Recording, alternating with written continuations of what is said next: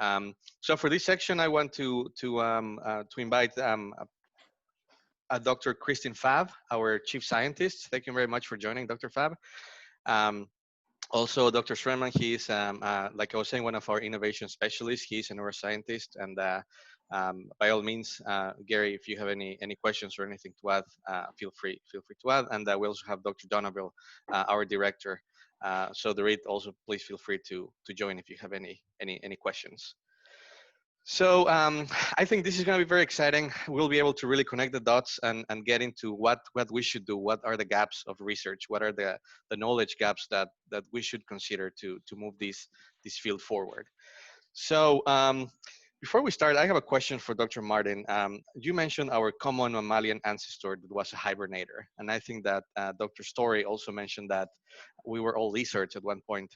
So I wanna discuss that, and I would like to expand, both of you to expand more on that and see how can we exploit that fact that maybe some of our genes, maybe some of our intrinsic nature is hibernator, and how difficult would it be for us to go back to those stages and to be able to maybe have access again to those genes. That's part of my argument for why I don't think it's impossible to imagine that humans could be induced into some kind of reasonable torpid state. But how exactly to do it, because I still don't understand how it works in my favorite model, hibernator, I can't really begin to say what the most important and critical thing is. I don't know if it's going to take one little compound to set the whole thing off, because all the other mechanisms are intrinsically available, or if it's going to be more complicated.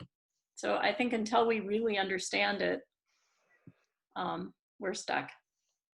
One of the things that I would really like to see done, and nobody has done this experiment, and we didn't really hear the whole story about the primate hibernators, but the lemurs have this amazing ability to have different forms of torpor arousal cycles depending on the environment that they're hibernating in. And so in some cases, they look just like our ground squirrels. They increase metabolic heat production every 7 or so days to take their body temperatures warm again for a very short period of time, just like I showed you for the squirrels.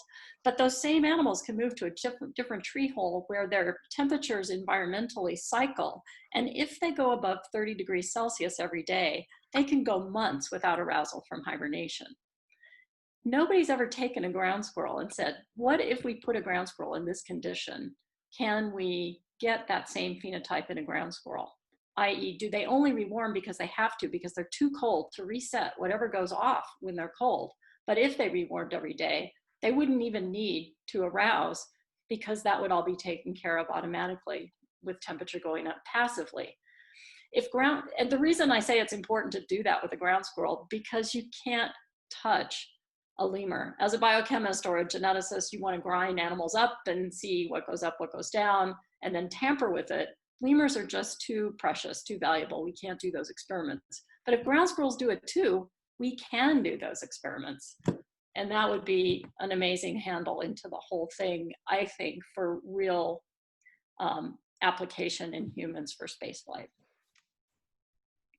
Can I ask a question? Absolutely. Yeah, I'm not sure what the etiquette here is, but just dovetailing with some of those ideas from Sandy there. Is there any value in looking? So one of the things that I think about with respect to fundamental aspects of inducing torpor is trying to divorce environmental cues from endogenous cues. And does anyone know if there's been like a nice controlled comparison between obligate hibernators like 13-line ground squirrels you don't have to do much to get them to go, they'll naturally go into torpor come September or so, versus a more opportunistic hibernator that does so as a result of like resource limitations, or even like daily torpor like a mouse? Because there could be some value in a comparison like that to identify what are endogenous cues versus what are environmental cues. But Sandy or anyone, perhaps you could comment more on that, if that's been done, or if there's any validity to that idea. Anybody else want to take this? I would, Go ahead. I would turn on my video, except the host has stopped it. I believe that's some sort of a statement of prettiness, I think.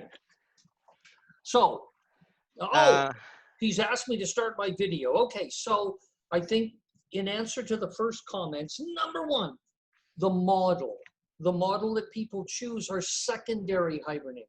They're not the basal hibernator. Look, there's a basal animal. It turns out to be some sort of an idiot cone jelly. There's a basal form of hibernation. It is not periodic arousals, 2-week time periods, supporting a huge complex brain, or hibernation in the cold. Hibernation in the cold is not the basis. It's not the original. The original is hibernation in the warm. Everything started in the warm. The low temperature hibernation then has added layers to it that we can't go back. You can't go back from your favorite model. The tenrec itself hibernates like a snake does, like a lizard does. You have to look up the papers of Barry Lovegrove. I'm not allowed to show you our papers or I'd have to kill you. But they hibernate for months at a time at very high temperatures. Their natural tendency, a control tenrec is asleep. An active tenrec suddenly wakes up for short periods of time, snorts, eats a bug, and then goes back down. So I don't think we can take the higher forms of life, the higher forms of mammals, and say, "Ooh, we can learn something from them." You can't. You got to go back. Lemurs are not. Okay, I'm old-fashioned. I think if you can save humans, if you can save 15,000 humans from dying waiting for a kidney transplant, and you can whack 8 lemurs, baby, I'll whack them myself. Oh, wait, I already did. So lemurs occur in colonies. Nobody goes to Madagascar anymore. For one thing, they shoot at scientists. Like, don't go there. I know it's really bad. But lemurs are grown in huge facilities where they eat pate, where they smoke galois, and there's way too many of them. Some of them have to be culled. So I understand the horror of social justice people worrying about, no, there's a balance in this life. There's a balance in this life of the good you do versus versus no. So I'm a lemur whacker. You can also do biopsies of them. There's a group at Duke now that do biopsies. Unfortunately, they're tail biopsies. They don't realize that there's 4 separate tissues in the cells they take out of the tail. So it's just a cluster thing. So go to the basal hibernators. Go to the real animals that started it. If necessary, go to a frickin' lizard. So there's a group at UBC that works on giant lizards where we came from in Brazil. They hibernate, they drop their metabolic rate. You know these guys, right? Matt? I'd like to, can I offer, I think that's a really interesting idea. And I'd just like to offer an alternative perspective, is that it's really that preparatory phase in both the facultative and the obligate hibernators that I think need to be compared, for hamsters, it's during that, the food restriction, and for ground squirrels, it would be in the fall season. And I don't think there really hasn't been a lot of cross gene expression comparisons or even metabolomics or anything on those 2 different species. And as well as the tenrec. I think the tenrec is very fascinating for those same reasons. I have the entire world's supply of tenrecs now in South Africa, wandering about hibernating and not hibernating.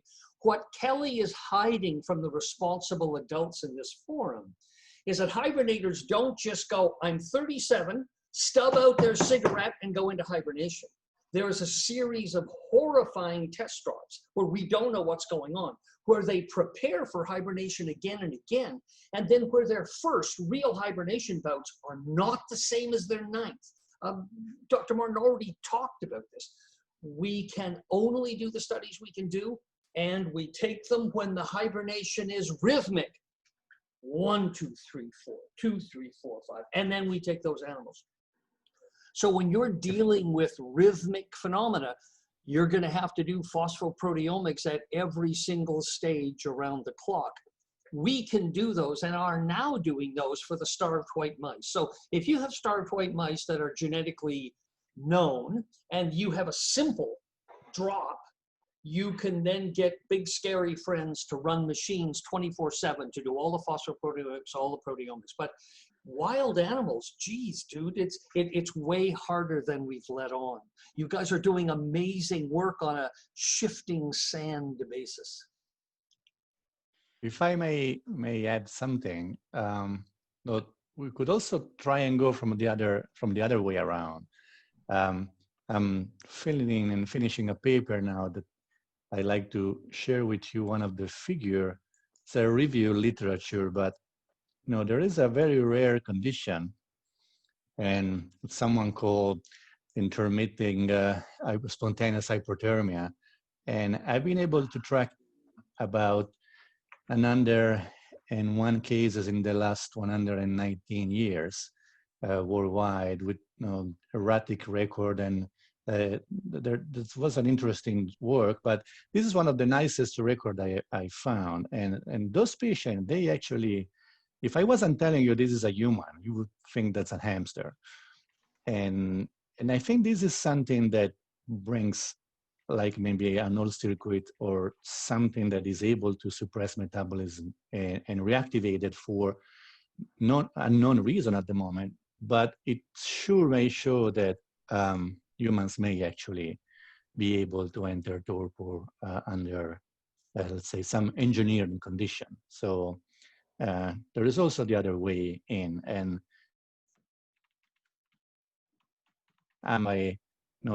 if airplane don't fly, with their wings and like birds do, but they still fly, and that's what we would like to actually achieve, some kind of state that could allow for interplanetary travel, not necessarily following every exact rule as nature does in hibernator. So aerodynamic works both ways.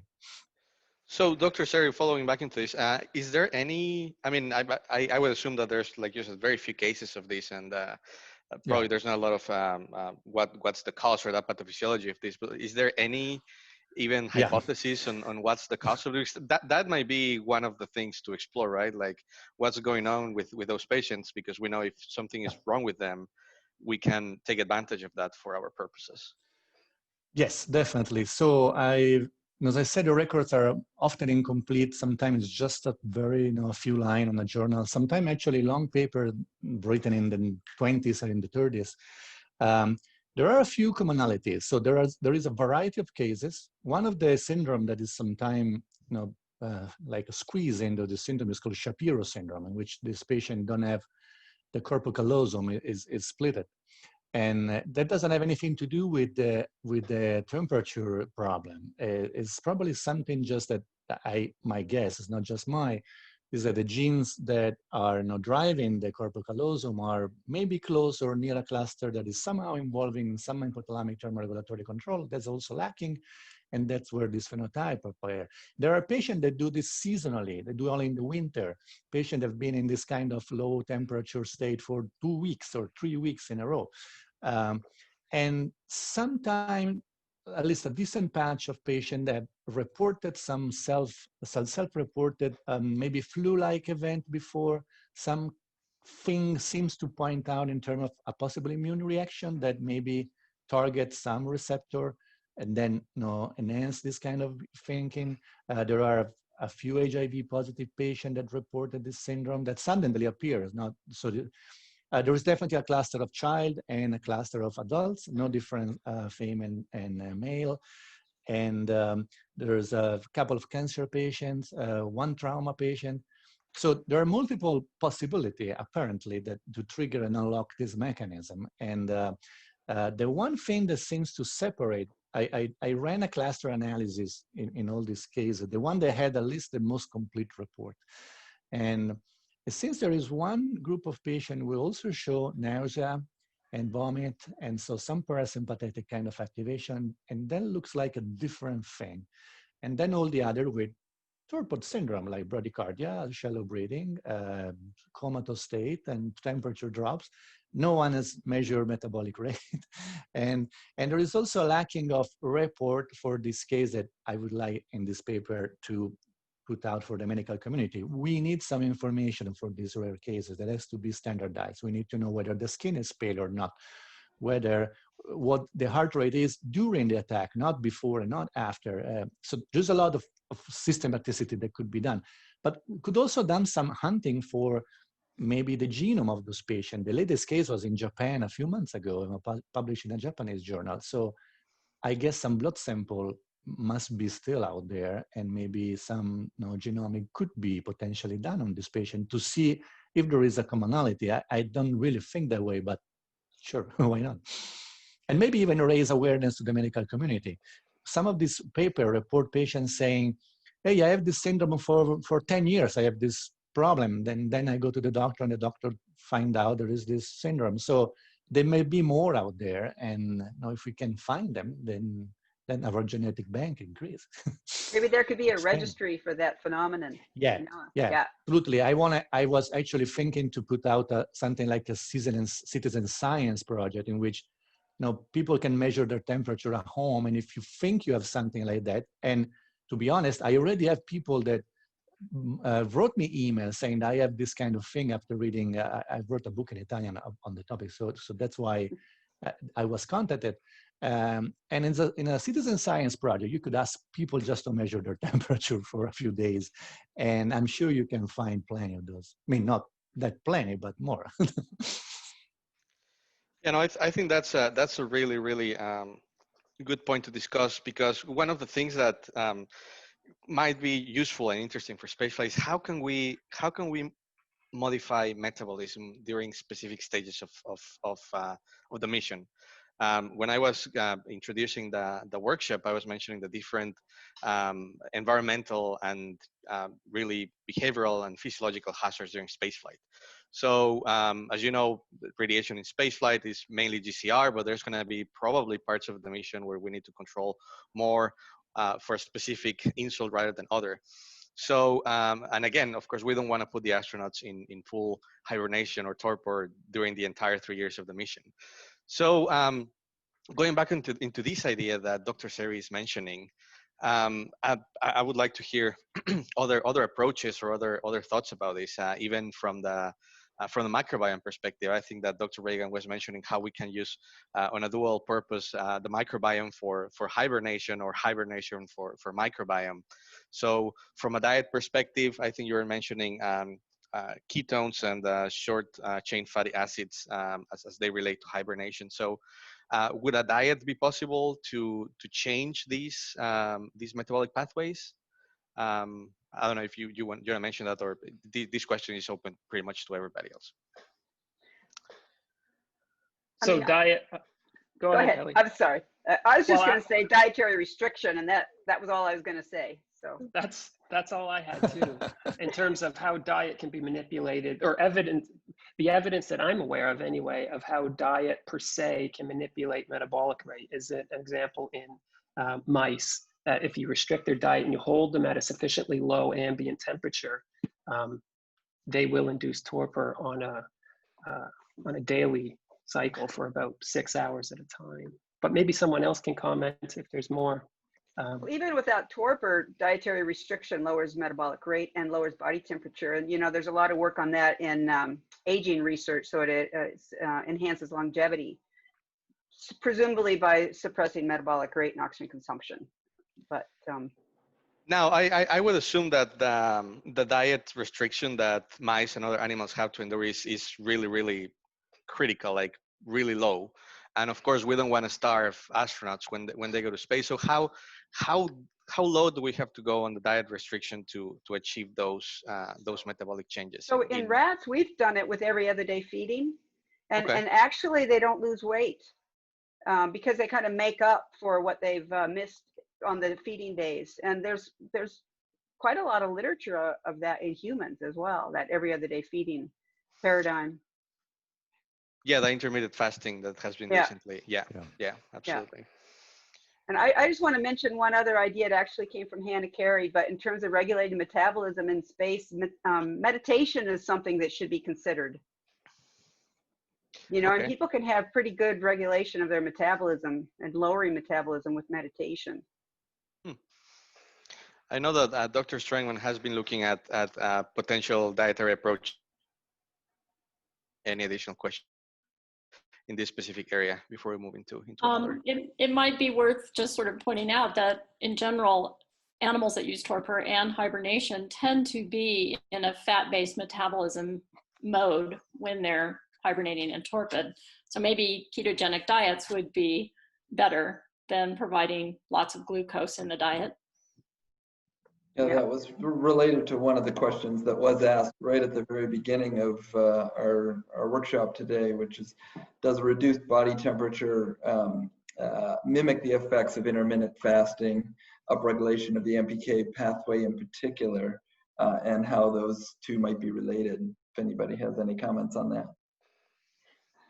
I'm going to say that I think it's very much related, and not just through the AMP kinase pathway, but through the A1 adenosine receptor. And the reason is the, ketogenic diets suppress seizure in some drug-resistant individuals, and that seizure mechanism is thought to be related to adenosine levels.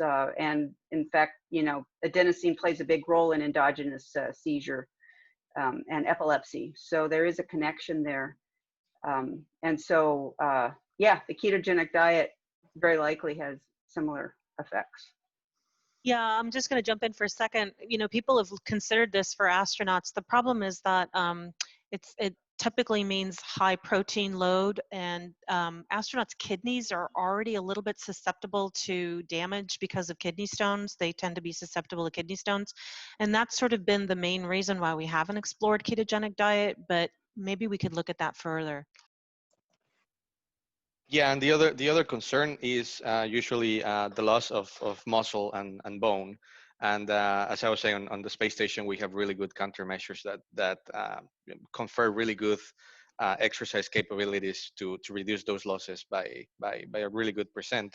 But of course, if an animal or eventually a human becomes hibernated in a hibernated states, I believe that one of you was mentioning about the bears and the capabilities of the bears to recover all the muscle that was lost during the hibernation in the pre-arousal periods. So I don't know if you would like to talk about it, because that's also something very, very important to discuss about muscle loss. And I don't know if there's any research also on bone as well. Well, I could speak to that, in terms of the differential gene expression, regulating those processes. I think that, we're making inroads on understanding that. And I think applying a big data approach to identify targets is going to be helpful there. And also, it's the epigenetic or the microRNA regulation of those things, I think is going to be relevant. And of course the microbiota. And so, I mean, because there's regulation of metabolic pathways that promote anabolic responses as well as provide the essential substrate. And some of that may be coming from the microbiota, some of it may not, but all of that I think has potential for furthering understanding. The context in which the microbiota plays a role in hibernation is often with respect to preservation of muscle. And I mean, our data so far suggests that the muscle in the liver, even more so, is benefiting to some extent from this microbe-dependent urea nitrogen salvage process. But these are with squirrels so that would suggest that perhaps this is playing some role. Perhaps microbes are playing some role in muscle preservation during hibernation. But I mean, the fact is, our squirrels we hit them with a relatively big dose of urea before we made the measurements. We actually hit them with 2 doses, one a week prior to doing the live animal experiments when we sampled the animals, and then one just 3 hours prior. So the point is they had more urea to work with than a natural hibernator would. So although we're seeing effects in our squirrels, they are probably an overestimate in terms of the urea nitrogen that's actually incorporated into the muscle and used to build protein. They're probably an overestimate of what's happening in the wild with these squirrels with lower overall urea concentrations. So to quickly insert a question here to you, Dr. Reagan, it was asked whether or not we should consider the microbiome host a co-hibernation of some sort. And the microbiome perhaps even selectively enhances the resilience of the survivors, maybe even a gain of function by the change in balance in the within the microbiome as they hibernate. Is that, and or could we potentially use that as a way of manipulating the microbiome to enhance or initiate even hibernation in animals or humans? Yeah, that's an interesting question, because the person who asked it is correct in that, in a way, these the microbes are dragged into hibernation with the ground squirrel, because their food, just like the ground squirrel stops eating, the microbes, at least the ones that are reliant on the foods or the host diet, are deprived of nutrients. Their temperature decreases as well, and so cell division, et cetera, everything biochemically slows down thermodynamically. So, you know, there are metabolic responses at the microbial level to the squirrel inducing these metabolic states in itself. And there is the different phyla of bacteria, as I showed in the talk. There are different ways that different phyla respond to that. And there's consistency among different hibernating species in the way that these different phyla respond, suggesting that some are doing better during hibernation. Some bacterial phyla are doing better in hibernation or faring better than others. Now, the role they're playing with respect to the induction or maintenance of torpor, we don't know. But again, I return to that observation that we've made, which is when we deplete the gut microbiotas of our squirrels, we don't see any change. But I'll say two things about that. First, the antibiotic is not completely, it's not like these are germ-free squirrels. The antibiotic is effective to an extent, but there are still microbes present in the gut. We just can't get rid of them all. So there is some selection. Maybe it's a consistent, you know, it's antibiotic resistant microbes that hang around even in our antibiotic treated squirrels. Second thing is, I lost my train of thought, I'm sorry. But I think there's something in that. Oh, the second thing, I'm sorry, is the fact that we haven't really gone deep with our analysis of these torpor hibernation related metabolic traits in our antibiotic treated squirrels versus our our natural squirrels. So although we don't see differences they go into torpor at around the same time, they arouse from torpor at around the same rate throughout hibernation. There's no obvious detriment when they emerge from hibernation in the spring. We haven't done a really detailed study of that. And there probably is, once we get the fine-tooth comb out and start combing through, we probably will see differences. And though some of these differences may not be critical to the extent that they are manifesting at this coarse level of analysis that we're seeing the squirrels at right now, some of the difference could be ultimately important and necessary to consider when inducing these sorts of states in humans, and maybe even possible to leverage some of them so as to facilitate the induction of these metabolic states in humans. Yeah, for example, muscle loss.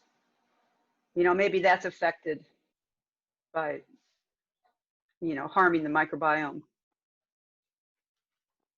Mm-hmm.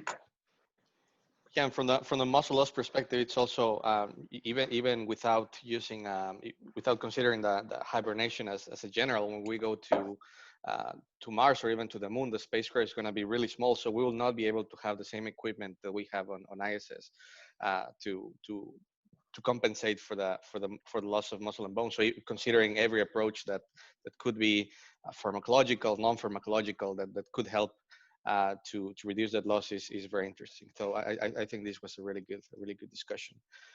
The other thing that I want to, yeah, absolutely, go ahead. Just while we're on that topic, one of the questions I have is, does anyone of the hibernation or torpor researchers The idea of bone or muscle preservation, is that an intrinsic property of torpor per se, or is that just one of the many phenotypes that manifest during hibernation in, say, ground squirrels or bears? Is that known? Go ahead, Matteo. Oh, yeah. Well, I think that's a great question. That it comes down to whether it's temperature or is torpor, is metabolism or is something else. So, we don't have a control for torpor in terms of having animal that stay in hypothermia for that long and see whether this is an effect of specific of torpor and the torpor species or is something generic. My personal opinion is that most of the tissue will just go with temperature. And a few organs will be torpor specific target. Maybe the heart is actually the most important and most interesting to this respect. But I will think that maybe muscle could just go along with the lowering temperature and all the other endocrine adjustment that they're following, and that's what happened to muscle at that stage. But that's my personal view. Can I add something there? Sure. So in the Arctic ground squirrel, when we did a disuse model for limb atrophy, we saw no atrophy even throughout the summer season. But clearly you see when you look at gene expression between torpor and arousal, you see increased expression of genes that should be involved with protein synthesis and muscle preservation. So I think what it is that there's probably some species tolerance, but that we haven't, I don't know how we would push it far enough. I mean, we lesion the sciatic nerve and completely disuse muscle, and we didn't see any atrophy, but gene expression suggests there are adaptations in the hibernation season that promote muscle preservation. So I guess I didn't have a really good answer there, but. Frogs and lizards that estivate, that is, have a torpor, but at hella high temperatures, don't tend to decrease their muscle mass. So even though they don't have electrical stimulation and even though their hormones have changed, this has been studied by Craig Franklin in Australia. There are Australian frogs and lizards. So maybe it is low temperature, high temperature, you just have to be ready to go. So if it rains and you're estivating in the desert, you've got to be ready to go.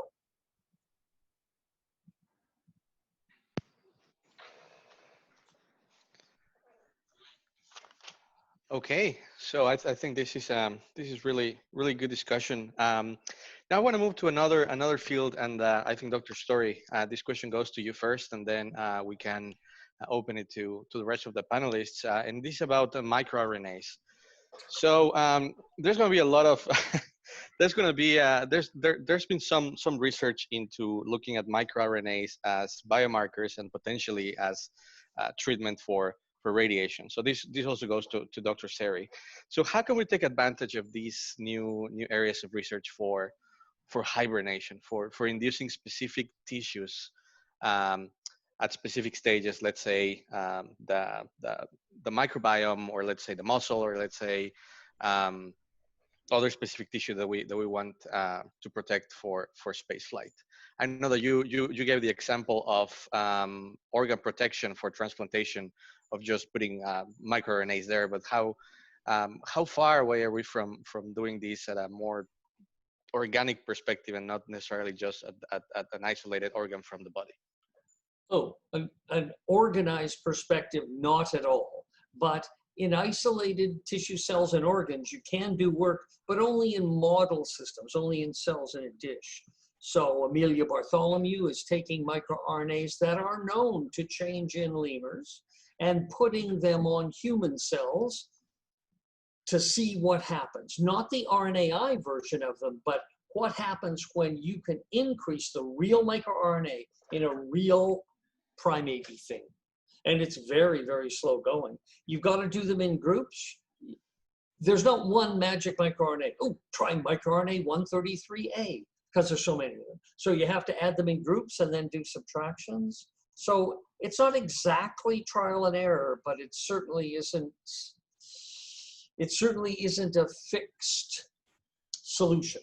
So if you go over papers and you know the microRNAs that change bigly, you can then add them to your cells in a dish. There's a group that just got a big grant at the University of Minnesota, and they're going to try it as well. But it takes sort of big organized research units. That's not a good answer, but it's the only answer we have. There's no magic bullet. Yeah, absolutely. Especially for this field, I'm sure there's no magic bullet, but that's potentially one approach that one could follow for hibernation. I don't know, Dr. Seri, if you have any thoughts on this. No, I agree with what Ken says. Like it's kind of trial and error or ideas and testing it, and so there is still some ground to work and try at least a systematic approach.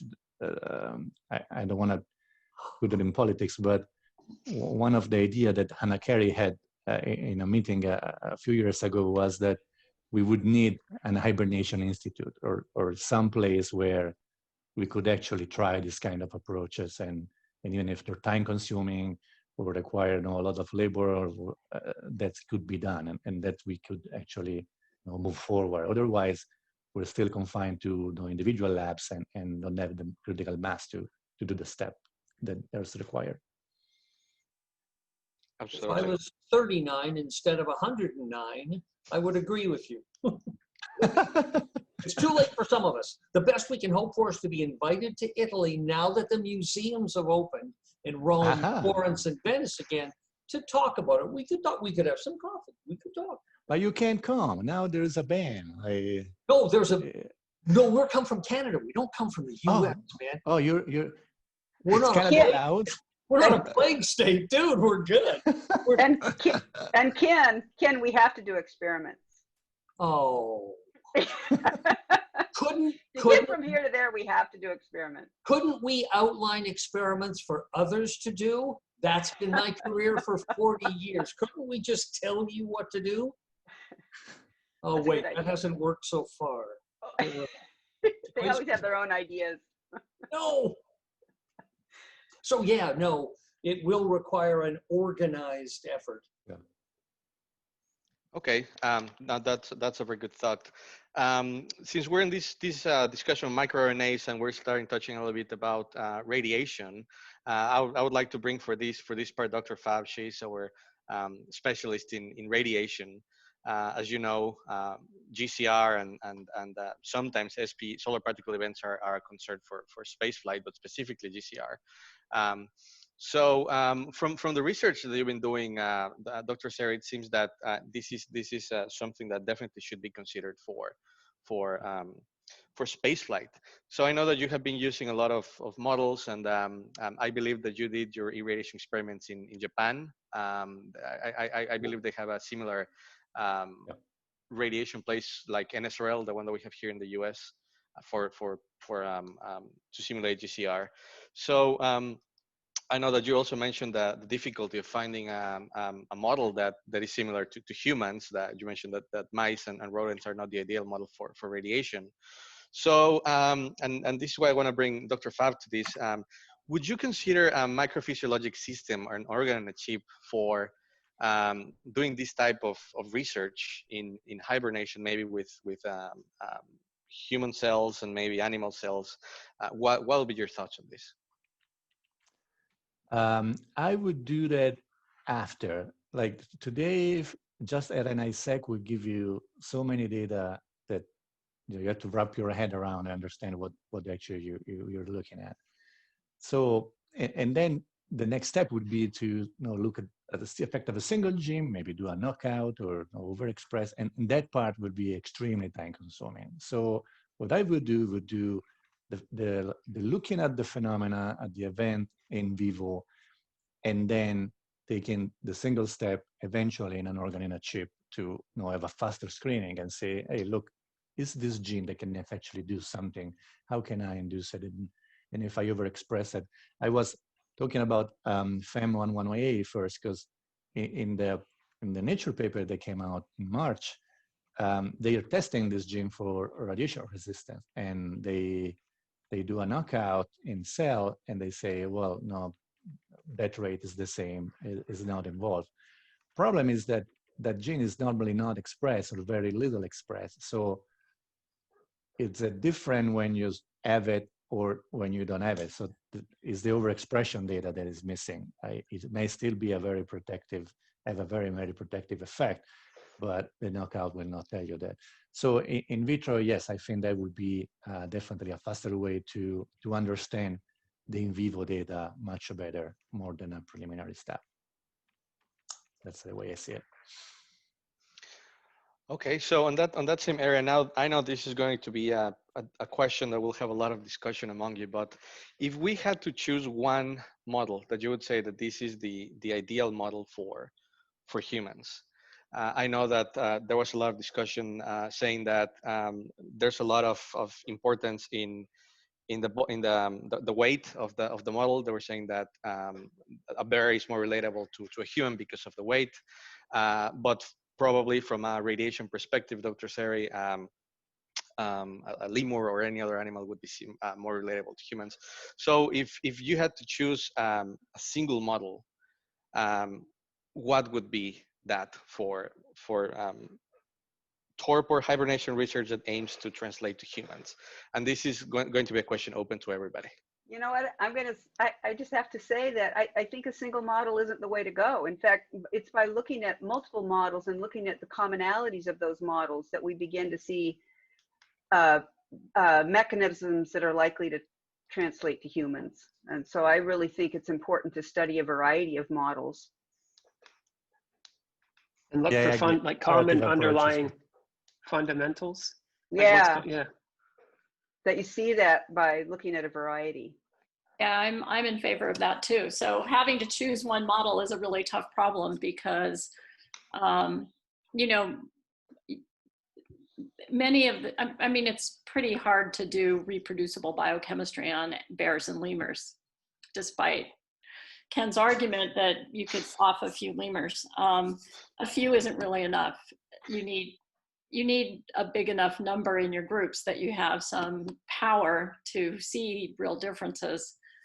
And it's just, I mean, certainly the hibernating lemur, the fat-tailed dwarf lemur, not the daily torpidator lemur that we heard about earlier, you can't touch them. You cannot harm them. You can't kill one on purpose. So I just think as a biochemist, it's really not possible to gain any insight with a model like that. And the same with bears. I mean, it's pretty unreasonable to think about having, oh, we're going to do 10 animals in a group and we're going to test all these different conditions with bears. It's just not feasible. But you could take what you learn from a small hibernator that's so expendable that the ranchers whose property they live on go out and shoot them on a daily basis. And then you can figure out some core concepts and go and test, are these concepts used in the other animals? So this has been a really great discussion. And Eve, if it's okay, I like to ask a provocative question. And it's fine that you guys laugh at it, but I really want to push us all here in this discussion. So as you've heard about Trish, what we are and what we're about and how we are looking for that sci-fi to sci-fac boundary, what I'm hearing a lot are a lot of really cool models and a lot of really great genetic analysis tools and correlations, and then confirming it back to knock-ins or correlating it to additional models.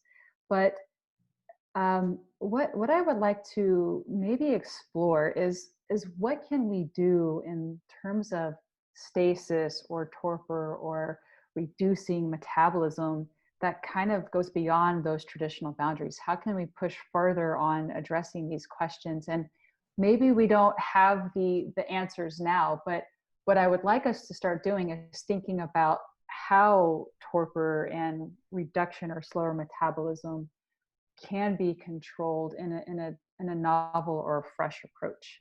And with that, I know it's a provocative question, but does anybody have any thoughts to that? I think if I can jump in, I think the approach that Sandy has taken, that she described in the first talk today, whereby it's a really precise sampling regime with respect to time. So following sampling the animals at specific points in their torpor arousal cycle. So as they start to arouse, while they are aroused, as they start to induce torpor, early in torpor, late in torpor. I think that by sampling animals that way, whatever the animal is, I think that that will weave together, because you can only sample an animal once, so it's a snapshot, but you can weave together some sort of sequence if you sample animals that way, and if you have a sufficient number of them at each of those groups, which is kind of what Sandy was saying to mention just previously about we need a lot of animals to do something like this because there has to be sufficiently large sample sizes at each of these groups. But I think that is a really powerful, that will be a really powerful way to start to understand how these naturally evolved mechanisms work as a function of time and the sequence in which we see, you know, transcriptomic changes, metabolomic changes, what have you. And I think, go ahead. I was going to say, you know, I really don't think that we've mined the big data approach very effectively yet in this field, particularly with target identification. I think it's really moving fast in terms of the technology for that, and we need the resources to really catch up. And then secondly, I think that once those targets are identified, moving them into non-hibernating cells and animals to really push the translational approach. So Kelly, can I maybe put this in my own words to make sure I understand what you're saying, is that this is a significant gap, like being able to do the big systems, big data approach and try to have that cross species have the same type of hibernation behavior to see where the common threads lie could help us pull up more tools and maybe advance things more than a more traditional approach that's been done in the past. Yeah, and I was promoting to Emmanuel the Fauna Bio company that is a kind of a spin-off from Sandy's lab, really, and that's really they're moving things forward in that area, and I think that we could all benefit from that. Yeah, I agree, and yes, I would say that there has to be some kind of universe of basic research on hibernators with the big data approach, like Sandy said, but then you have to be able to play around with translational model, which would be rats or pigs. That would be my first two choice before eventually a primate. Then you're just gonna try pretty much, because you're not really gonna know if they're gonna work until you really try. And having that freedom of action is not always easy because of the ethical permission for experiments, and so it slows down the time of experimenting. It might be easier from one way to go from patients, and the intensive care are a natural lab for temperature target management, and even I've been kind of discussing with a few colleagues if something could be tested on brain dead patient not eligible for organ transplant, and at that point you could potentially do different, even just temperature exposure, tissue sampling, and gene expression, but at least you will be right where you're supposed to be on people tissue, human tissue. So I think you have to have all these different layers, and the comparative physiology at the bottom, and translational with two species, and then intensive care anesthesiologists to build the right pyramid of approach, or maybe a pharmacologist in it.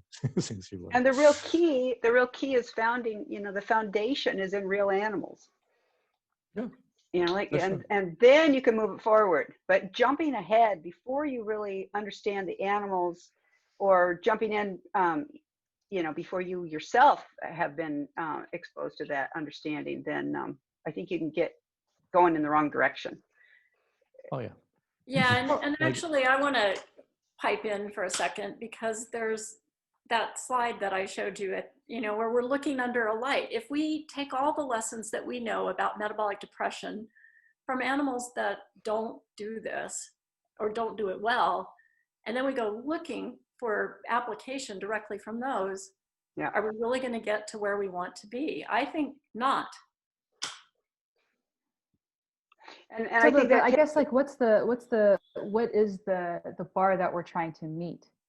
So if we're thinking about for space flight, for example, right, and we want to maybe lower metabolism or have us in a semi-hibernative or semi-torpor state, what is that bar that we're trying to meet in order for us to be like, oh, okay, well, you know, by doing this, we can reduce X amount of oxygen that we use or X amount of food that we eat, and be more supportive of a long-term space flight. So, I mean, it's when we're talking about, you know, the animals that maybe don't do hibernation well, I guess the question is, well, how do we define where we need, what's the goal for space flight? Well, why don't you make it the best it could be? You know, maybe the goal for spaceflight should be 6 months at 2 to 3% basal metabolic rate, no food intake, no poo output. Wouldn't that be great? How do we get there? Yeah, I think that's a really good point, is to just say something and make that a goal. But I think also that you have to look at all the different things that are problems in space, and each one might have a different solution. For example, the muscle wasting may be through a microbiota and a nutritive. So in our center here in Fairbanks, we've got 2 projects, one on microbiota and one on, really it's a clinical trial in humans that is using already existing technology, evidence-based precision amino acid supplementation for maintaining muscle during caloric restriction. And so a combination of those approaches might be the best for muscle. And then if you're talking about torpor, I really think that the first entry into that is for critical care, like Claire was describing, because I think that's where we can really push our limits on what we can do.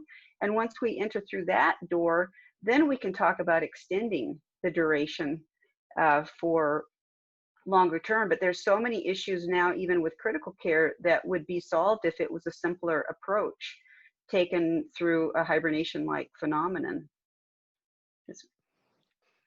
Yeah, I think that excuse me, Dr. Nordin wanted to mention something that she was chatting about drug approaches. So I don't know if you want to expand on that. Yeah, so in the chat box, there was a question about the use of pharmacological agents to help induce a torpor-like state or hypothermia or whatever we're going to call it in humans. I think there is good promise in that avenue, and I think it's something that definitely deserves some attention. There's not any one agent that I think has been shown to be, like I said, there's a slam dunk or a dunk or a basket. I mean, it's probably going to require a cocktail of things. Right now, so one of the specific references was to antipsychotics used in nursing homes, and yeah, antipsychotics definitely play a role in hypermetabolic states. So there's some really cool experiments. I've done a little bit of research into excited delirium, which is obviously big in the news today and has been for the past 20 years, which is a hypermetabolic state. And there's some cool experiments on rats with antipsychotics. Clozapine, I think, was the agent that was actually used in those, but with MDMA hyperexcitability. So a prosympathetic state where you have rats that get really hyperthermic, increased heart rates, increased respiratory rates, increased metabolic demand, essentially. And you can block some of that effect with antipsychotics. Not necessarily true in humans. We tend to use benzodiazepines for those patients as well as external cooling, but those measures are effective. So yeah, probably a cocktail of things. Dexmedetomidine is an alpha-2 agonist that's commonly used for sedation in the ICU. And there have been some interesting experiments with using dexmedetomidine on healthy volunteers, and it actually does make them mildly hypothermic. So it will lower their body temperatures down into the like low 36, high 35 range with no ill effects, and they come out of it when they're done. So I do think that there's promise in that avenue, but I don't think we've had any one agent that's like obviously shining as an answer. So no drug has really ever been developed specifically for that market. It's all off the shelf sedatives, narcotics, or whatever. So that's what we're trying to do with the A1 agonist. We're trying to move that forward. And so far, it's really, really effective at suppressing thermogenesis. So I think it has promise. Well, I guess in terms of pharmacology, main downsides is if you're looking for a very long state of torpor, like you could do general anesthesia if you just need someone to be sedated for 24 hours, but right, you can't do that for a couple of months. So, and then you're going to have a lower metabolism, and the metabolism of the drug is going to be slower and may build up in the fat tissue. So the side effect of a general approach, I think, may be very intense. I'm a fan of brain action, so that's why I would like to do something just specific in the brain. So then you don't have the drug going around. So that's the great advantage of having just a single action. Of course, side effect, you have to go in the brain. But there are ways now and to do a chemogenetic, maybe a chemogenetic approach. And yeah, there are also, like, you can do focus ultrasounds, and I'm fearing there's going to be something even newer in the coming decades. So that would have, in any way, a great advantage to have a local effect and not a systemic side effect. I think it's worth considered. But in clinics, you can even to use a catheter, an intraarterial catheter, and go right in the brain where you want to be, inject in the artery, and then with a lower dose, you will affect the part of the brain you want, maybe a big part, not so selective, but you won't have the drug going around. But that's okay in an ICU. That's okay if you are in an hospital setting and in a surgical care. You can't think to do that, I think, in a spaceship. So we're facing, I think, two different applications, like short-term torpor or short-term hypothermia for clinical care, or long-term torpor for extensive, slowing time, pretty much. That's what you want to do, is sort of slowing the pass of time. And those may require a very different approach. Trish is working on that. We have half a dozen or so projects that are working on non-invasive brain stimulation techniques that could potentially be used, including the non-invasive ultrasound approach. So we certainly. Yeah, I think they're very promising.